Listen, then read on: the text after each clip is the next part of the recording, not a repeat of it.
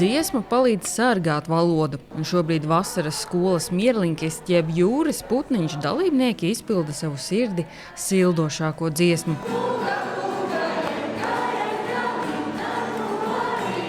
Daļai jauniešu pat nav lībiešu sakņu, taču saglabāt valodu viņiem ļoti būtiski. Es domāju pie sevīm lībiski. Es izplatu lībiešu valodu, man liekas, diezgan daudz. Es stāstu savām draudzenēm, es viņām mācu vārdus, un tad, kad viņa saka, kas tie tādi pa vārdiem ir, izskaidroju, un viņām liekas smieklīgi. Man, protams, neliekās. Lībiešu valoda ir ļoti skaista valoda.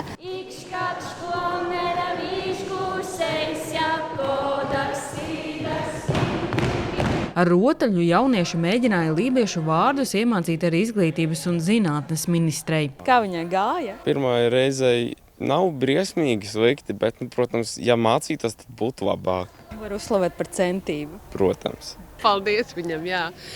Ir tādas lietas, ko es, arī te dziedot. Tu saproti, ka es esmu dzirdējusi šos vārdus kaut kur bērnībā, un te tu saproti, ka tas nāk no lībiešu valodas, lai gan man pašai nav saiknes ar lībiešiem.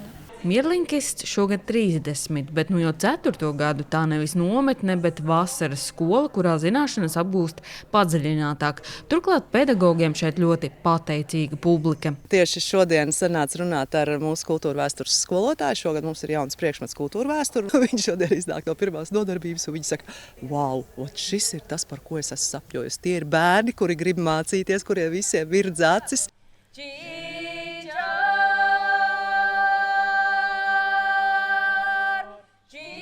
Gandrīz reizē ar vasaras skolu Košargā startē arī Starptautiskā vasaras universitāte, un šogad esošais Izglītības un zinātnes ministrijas finansiālais atbalsts tam būtisks, jo pirmo reizi var runāt par kompleksu pieeju lībiešu valodas apguves jautājumiem. Jo līdz šim varbūt katrs tas mehānisms strādājas izolēti. Ir bijusi vasaras skola, kas notiek reizi gadā, bērni sabrauc uz viņu, un tad atlikušo gadu it kā nekas nenotiek, un faktiski tev tiek izmantots resursi, tiek iegūtas zināšanas, kas pēc tam netiek uzturētas. It īpaši valoda ir ļoti būtiski ne tikai tas, ka mēs viņu mācāmies, bet ka mēs viņu arī lietojam. Man liekas, ka tas ir mūsu pienākums rūpēties par to mantojumu, kas ir, un atbalstīt valodu, kas ir arī Latvijas sastāvdaļa. Tas svarīgākais varbūt sāksies vēl tikai raugoties uz priekšu rudenī, kad sāksies regulārās valodas apgūves, kuras mēs plānojam.